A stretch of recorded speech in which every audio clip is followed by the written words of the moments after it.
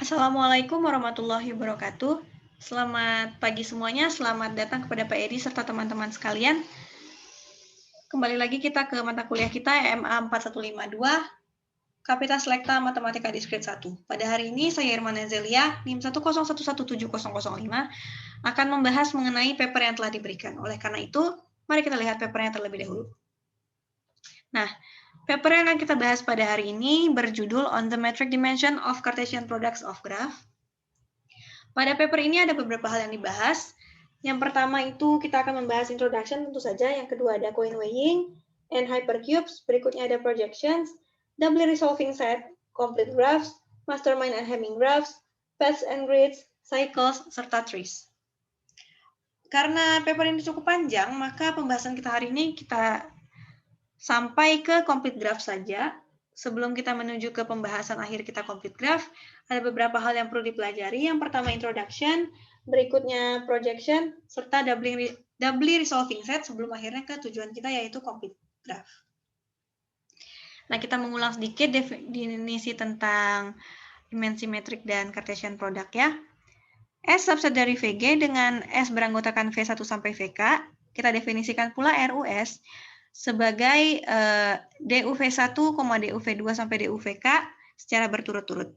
Nah, berikutnya S disebut himpunan pembeda dari G jika RUS tidak akan sama dengan RVS untuk setiap U, V anggota dari VG. Dimensi metrik dari G merupakan kardinalitas minimum dari himpunan pembeda dari si graf G tersebut. Berikutnya, kita akan definisikan Cartesian product.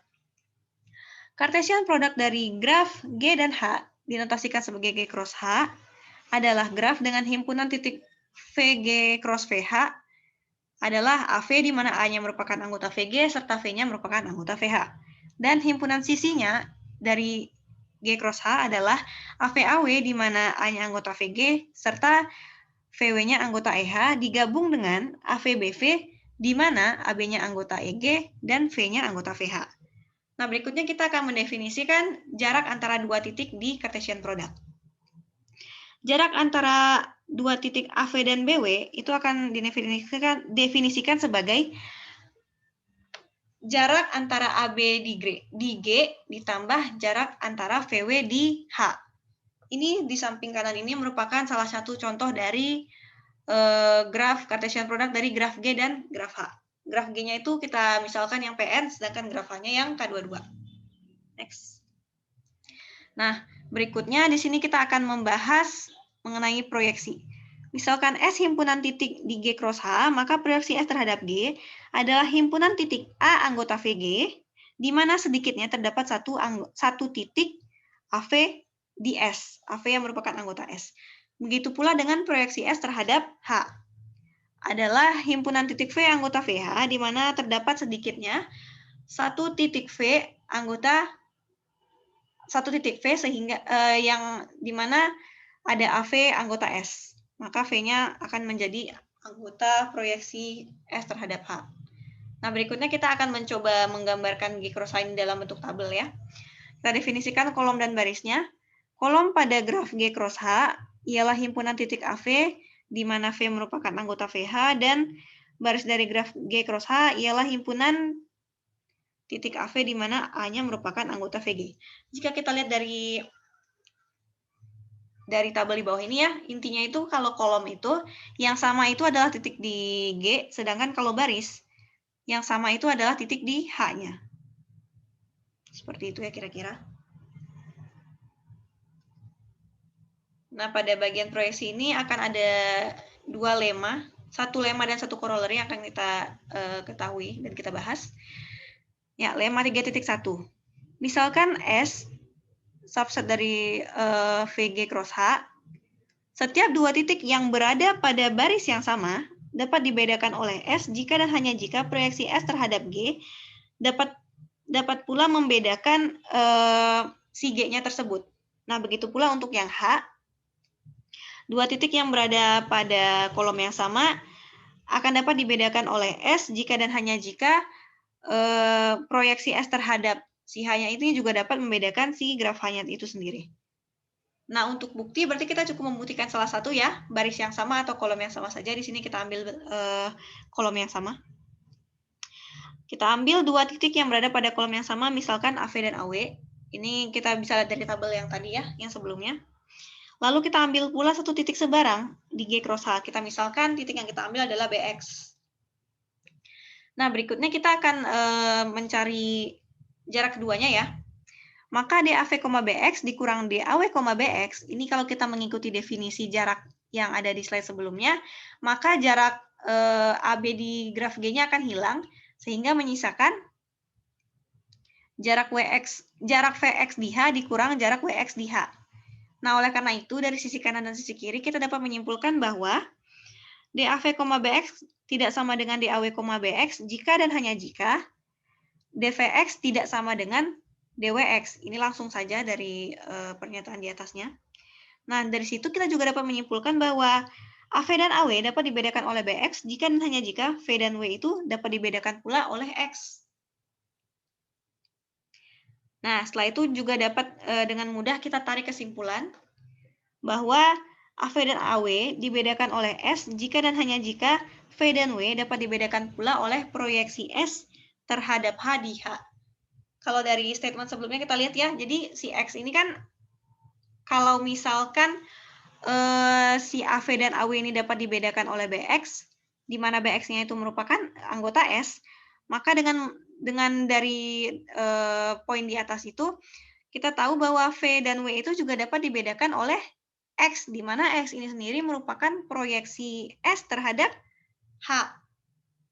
Tentu saja di graf H. Maka oleh karena itu ini sudah langsung membuktikan kedua arahnya, kiri dan kanan. Karena fungsinya juga jika dan hanya jika. Maka terbukti lemma 3.1. Berikutnya ini langsung ya, corollary 3.2 ini kayak efek langsung dari lemma 3.1. Untuk setiap G dan H, serta untuk setiap S himpunan pembeda dari G cross H, maka proyeksi S terhadap G akan dapat membedakan G, serta proyeksi S terhadap H juga akan dapat membedakan graf H. Ini langsung dari lemma 3.1 dapat kita dapatkan ini. Kita next saja. Nah, berikutnya kita ada materi baru lagi, yaitu mengenai doubly resolving set. Kita definisikan dulu. Dua titik V, W anggota VG dikatakan doubly resolve oleh X, Y anggota VG apabila, perhatikan baik-baik, dVx dikurang dWx tidak sama dengan dVy dikurang dWy. Jadi kalau persamaan ini terpenuhi, maka dapat dikatakan bahwa V, W doubly resolve oleh X, Y, seperti itu. Nah, berikutnya S, ini bukan anggota ya, ini subset maksudnya. S subset dari VG merupakan doubly resolving set bagi graf G itu apabila untuk setiap dua titik U, V anggota VG dapat dibedakan oleh X, Y anggota S. Maka setiap dua titiknya itu yang di VG itu pasti memiliki dua titik di S yang dapat membedakan mereka, yang dapat doubly resolve mereka, seperti itu. Berikutnya kita notasikan pula kardinalitas minimum dari doubly resolving set itu sebagai psi. Ini psi ya, bacanya psi G. Kita next. Nah, untuk doubly resolving set ini ada dua teorema pula yang akan kita bahas. Kita bahas satu-satu terlebih dahulu ya. Teorema 4.1. Untuk graf G dan H yang tidak sama dengan K1, maka kita akan buktikan bahwa beta G cross H akan lebih kecil dari beta G ditambah psi H dikurang 1. Nah, untuk membuktikannya kita lihat buktinya ya. Misalkan S merupakan metrik basis dari G. Metrik basis ini maksudnya adalah kardinalitasnya dari si S ini sama dengan beta G-nya ya. Dan kita definisikan pula T merupakan doubly resolving set dari H dengan kardinalitas T sama dengan psi H. Maka kita pilih suatu titik S anggota S dan suatu titik T anggota T. Ini S dan T-nya kita pilih ya, ini udah tentu. Titiknya yang mana sudah tentu. Kita definisikan X merupakan himpunan yang beranggotakan SV di mana V-nya anggota T dan S-nya yang sudah ditentukan di atas, digabung dengan AT di mana A-nya merupakan anggota S dan T-nya merupakan titik yang telah kita tetapkan di atas. Maka kardinalitas dari si X ini akan sama dengan kardinalitas S ditambah kardinalitas T dikurang 1. Nah, berikutnya, untuk mengecek apakah si X ini benar-benar himpunan yang kita cari, himpunan yang akan membedakan G cross H, maka kita ambil pula dua titik sembarang di G cross H, misalkan AV dan BW. Nah, kasus 1 nih, kasus 1 itu jika A-nya sama dengan B. Jadi kalau A-nya sama dengan B berarti kan titiknya AV dan AW ya. Nah, AV dan AW itu kan balik lagi ke lemma 3.1 berada pada kolom yang sama. Maka dari lemma 3.1 maka jelas dia dapat dibedakan. Maka si dua titik ini AV dan AW itu akan dapat dibedakan. Kenapa kita dapat langsung menyimpulkan dia dapat dibedakan? Ya, karena di sini dari lemma 3.1 ya, dan di sini juga sudah diketahui bahwa proyeksi S terhadap H itu adalah T. Nah, karena proyeksi S terhadap H itu adalah T, sedangkan T-nya sudah dikatakan bahwa doubly resolving set-nya. Nah, maka jelas bahwa si AV dan AW ini akan terbedakan, seperti itu. Nah, berikutnya untuk kasus 2, jika A-nya tidak sama dengan B dan V-nya tidak sama dengan W, seperti itu. Tadi di kasus 1, tadi kan yang kita bahas A sama dengan B, tapi untuk yang V sama dengan W caranya sama ya, intinya menggunakan si lemma 3.1 tadi.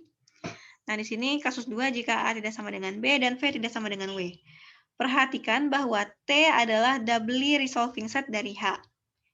Maka V dan W dapat dibedakan oleh dua titik X, Y di T. Ini definisi doubly resolving set ya. Nah, oleh karena itu kita dapat tuliskan dvx dikurang dwx tidak sama dengan dvy dikurang dwy. Ya, ini definisi. Nah, berikutnya, tanpa mengurangi keumuman, karena yang atas ini tidak sama dengan, maka pasti ada minimal salah satu yang nilainya tidak akan sama dengan DAS dikurang DBS. Ya, anggap aja misalkan nilai DAS DBS-nya 1. Nah, pasti ada salah satu di antara sisi kiri dan sisi kanan yang atas ini yang nilainya tidak sama dengan nilai itu. Nah, maka tanpa mengurangi keumuman, kita dapat tulis saja di bawah ini. Misalkan yang nggak sama itu adalah yang dengan X-nya ya. Maka DHVX dikurang DHWX tidak akan sama dengan DGAS dikurang DGBS. Nah, ini langsung aja kita pindah ruaskan ya. Maka dapat DHVX, ini ditambah ya, harusnya ditambah DGAS tidak akan sama dengan DGBS, ini juga ditambah DHWX. Sehingga ini dua-duanya tambahin setelah tandanya. Sehingga jika kita kembali lagi ke definisi jarak tadi, maka didapat bahwa DAV, XS tidak akan sama dengan DBW, XS. Nah, maka AV dan BW dapat dibedakan oleh SX, di mana SX ini merupakan anggota X. Maka teorema 4.1 terbuktikan. Dapat kita buktikan. Seperti itu. Kita lanjut saja. Nah, berikutnya kita akan membahas teorema 4.2. Untuk setiap G dengan N besar dari sama dengan 3, maka si G-nya akan lebih kecil atau sama dengan N-1. Nah, untuk buktinya mari kita lihat ya. Perhatikan bahwa karena G terhubung dan N besar sama dengan 3, maka minimal ada satu titik yang memiliki derajat lebih besar atau sama dengan 2. Ya, ini mudah lah ya. Ini sudah kita ketahui sebelumnya juga. Misalkan titik yang memiliki derajat lebih dari 2 itu kita misalkan X. Nah, berikutnya kita misalkan himpunan S itu beranggotakan semua titik di VG kecuali X. Lalu kita ambil sebarang U, V anggota VG. Lalu kita akan buktikan ya, kita coba buktikan. Kasus 1, jika U, V-nya ini anggota S. Dalam kata lain, U, V ini tidak sama dengan X ya. Nah, untuk U, V yang merupakan anggota S, maka dapat dituliskan sebagai berikut. DUU min DVU sama dengan min DVU, serta DUV min DVV sama dengan DUV. Nah, dari sini kita dapat lihat yang satu negatif, yang satu positif. maka tentu saja jelas terlihat bahwa mereka itu berbeda. Maka kita dapat tuliskan bahwa U dan V ini doubly resolved. Oleh siapa? Tentu oleh dirinya sendiri. Karena mereka sendiri adalah anggota S. Nah, berikutnya. Untuk kasus 2, jika U anggota S, sedangkan V-nya sama dengan X. X ini tadi yang memiliki derajat lebih dari 2 ya. Maka berikutnya kita perhatikan bahwa X memiliki tetangga di S. Yang bukan U. Jelas, pasti dia punya ya, karena derajatnya 2, pasti dia punya tetangga lain nih selain U. Atau bahkan dua-duanya bukan U gitu. Nah, maka kita dapat tuliskan DUU min DVU sama dengan min DVU, dan DUV min DVY akan sama dengan DUY min 1. Karena dia tetangga ya ini, DVY-nya tetangga kan, jadi jaraknya 1. Perhatikan nilai DUY akan lebih besar dari sama dengan 1, maka min DVU pasti tidak akan sama dengan DUY min 1. Nah, jelas juga terlihat bahwa U, V-nya doubly resolved. Maka terbukti. Kita next.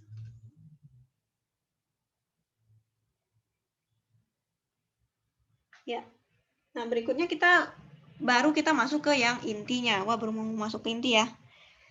Kita masuk ke intinya tentang dimensi matriks bagi graf KN. Cross G. G-nya ini G-nya terserah ya. Nah, itu ada tiga subbab yang kita buktikan, ada 3 teorema ya, 3 apa itu istilahnya, yang akan kita buktikan terlebih dahulu. Nah, maka sekarang kita akan buktikan dulu lemma 5.1. Nah, lemma 5.1 itu bunyinya sebagai berikut. Untuk N lebih besar sama dengan 2, maka psi KN sama dengan maksimal dari N-1 dan 2. Nah, kita lihat mana lebih maksimal, maka itulah nilai psi KN-nya. Oleh karena itu, coba kita buktikan dulu ya. Untuk yang K2, jelas ya, karena doubly resolving satu kan minimal 2 ya, karena dia harus dibedakan oleh 2 titik, maka anggota minimalnya 2 kan. Nah, maka untuk K2 jelas bahwa anggota doubly resolving set terkecilnya adalah 2. Seperti itu. Nah, untuk KN yang lebih besar dari 2, kita dapat perhatikan ya, untuk KN yang lebih besar dari 2, dari teorema 4.2 yang barusan kita bahas, diperoleh bahwa psi KN ini lebih kecil sama dengan N-1, ya kan? Nah, serta kita juga dapat melihat langsung bahwa beta G itu nilainya pasti akan lebih kecil atau sama dengan psi G. Kenapa begitu? Ya, jelas ya terlihat bahwa si psi G ini adalah doubly resolving set, sedangkan si beta G ini cukup himpunan pembeda 1 titik, sedangkan si psi G ini kan 2 titik ya. Maka jelas bahwa beta G itu pasti lebih kecil atau sama dengan si psi G. Nah, maka dari 2 statement ini, maka kita dapat simpulkan dari teorema 4.2 dan yang kita ketahui bahwa beta G lebih kecil sama dengan psi G, kita dapat simpulkan bahwa psi KN sama dengan N-1. Nah, seperti itu. Nah, sudah terbukti ya, berarti teorema atau lemma ya? Lemma 5.1 ini sudah terbukti. Nah, berikutnya dari teorema 4.1 tadi, kan dan lemma yang baru saja kita bahas, kita peroleh bahwa beta G cross KN akan lebih kecil sama dengan beta G plus maksimal dari N-2,1. Ini untuk lebih mudahnya mungkin bisa dibalik lagi ke slide sebelumnya ya. Nah, berikutnya kita akan buktikan lemma 5.2. Untuk semua graf, dan N yang lebih besar sama dengan 1, ini N dari K-nya ya maksudnya ya. Maka beta G cross KN akan lebih kecil sama dengan maksimal dari N-1, 2 dikali beta G. Wah, ini agak ribet ya buktinya, tapi kita coba buktikan. Kita bahas. Nah, kita bahas di sini. Buktinya, misalkan S merupakan metrik basis bagi G, pilih suatu titik R anggota dari si VKN. Nah, berikutnya kita pilih himpunan T. Himpunan T ini memiliki syarat 2 di bawah ini ya. Untuk setiap A anggota VKN dikurang R terdapat V anggota S dengan AV-nya merupakan anggota T. Dan untuk setiap V anggota S terdapat A, B anggota VKN dengan AV yang merupakan anggota T. Nah, seperti itu. Ini syarat-syaratnya, kalau misalnya kita lihat dari tabelnya, titiknya milihnya gimana sih? Nah, seperti ini, seperti yang di bawah ini. Kira-kira seperti ini ya. Nah, berikutnya akan kita buktikan ya. Untuk membuktikan T himpunan pembeda, maka kita pilih titik sembarang AVBW. Untuk kasus 1, jika V sama dengan W, dengan menggunakan lemma 3.1, balik lagi nih ke yang kolom yang sama, maka dapat dibedakan. Nah, maka AV dan BW dapat dibedakan oleh T. Ini langsung saja ya, dengan menggunakan si lemma 3.1. Nah, untuk kasus yang V tidak sama dengan W, maka terdapat X anggota S yang membedakan V, W. Ini jelas ya. Nah, sehingga tanpa mengurangi keumuman, kita dapat tuliskan bahwa dVx lebih kecil dari dWx. Ini terserah aja, bisa kebalik juga nggak apa-apa. Yang penting intinya mereka nggak sama aja. Nah, berikutnya dari syarat T di samping, maka terdapat C, D anggota VKN, sehingga Cx anggota T dan Dx anggota T. Ini kan sesuai dengan syarat T di samping ya. T yang udah di samping sini. Nah, kasus ini, kasus si V tidak sama dengan W akan kita bagi menjadi dua kasus. Kasus yang pertama adalah kasus di mana A tidak sama dengan C dan B tidak sama dengan C. Maka kita dapat tuliskan DAV, CX akan sama dengan dVx plus 1. Nah, tadi kan dVx sudah kita tulis lebih kecil dari dWx ya, maka akan kita dapat tulis pula akan lebih kecil, dVx plus 1 akan lebih kecil dari dWx plus 1. Nah, dWx plus 1 ini apa? dWx plus 1 ini akan sama dengan dBw, CX. Plus 1 ini maksudnya adalah jarak B ke C-nya ya, karena kan dia komplit graf, jadi jaraknya pasti 1. Maka AV dan BW dapat dibedakan oleh si CX anggota T. Subkasus 2, mirip-mirip dengan subkasus 1, jika A tidak sama dengan D dan B tidak sama dengan D. Dengan cara yang sama, kita dapat buktikan pula bahwa AV, BW-nya dapat dibedakan oleh DX anggota T. Nah, subkasus 3 yang berbeda, jika A sama dengan C dan B sama dengan D. Nah, gimana nih? Dua-duanya sama nih. Maka DAV, CX ini akan sama dengan dVx yang pasti akan lebih kecil. Nih, dVx ini pasti akan lebih kecil dari dWx ya, dari yang udah kita dapat sebelumnya. Itu pasti akan lebih kecil dari dWx plus 1 jelas. Dan dWx plus 1 ini merupakan jarak dari dBw, CX. Merupakan jarak dari BW ke CX. Maka jika ditarik kesimpulan, maka jarak dari AV, CX akan lebih kecil dari jarak BW, CX. Maka dapat ditarik kesimpulan bahwa AV dan BW dapat dibedakan pula oleh CX anggota T. Maka terbuktilah si teorema 5.2 tadi. Nah, berikutnya teorema intinya ya. Teorema 5.3. Untuk graf G dan graf komplit KN, ini dengan syarat ya, dengan N-nya lebih besar sama dengan beta G plus 1, maka beta KN cross G sama dengan N-1. Ini dapat dari mana? Tadi langsung dapat kita lihat ya, dari korolari 3.2 ini yang tentang apa ya, yang tentang proyeksi-proyeksi. Dan dari yang kita ketahui bahwa beta KN sama dengan N-1, maka kita peroleh bahwa beta KN cross G harus lebih besar sama dengan N-1. Ini kalau lupa korolari 3.2 bisa kita lihat lagi nanti. Dan dari teorema 5.2 yang baru dibuktikan barusan, kita peroleh bahwa beta KN cross G akan lebih kecil dari atau sama dengan N-1. Nah, karena yang satu menyatakan lebih besar sama dengan, yang satu lebih kecil sama dengan, maka kita simpulkan bahwa beta KN cross G harus sama dengan N-1, seperti itu. Nah, berikutnya karena kita udah ketahui teorema 5.3, dan dengan pengetahuan kita mengenai dimensi metrik dari beberapa jenis graf, maka dapat kita tarik kesimpulan bahwa dimensi metrik dari graf KN cross PN akan sama dengan N-1, karena dimensi metrik dari PN itu kan selalu 1 ya. Jadi dapat memenuhi si teorema 5.3 ini. Seperti itu. Nah, mungkin sudah cukup panjang ya materinya, pembahasannya juga. Ya mungkin mohon maaf karena tadi ada beberapa salah ketik mungkin yang disadari. Ya, terima kasih atas perhatiannya. Wassalamualaikum warahmatullahi wabarakatuh.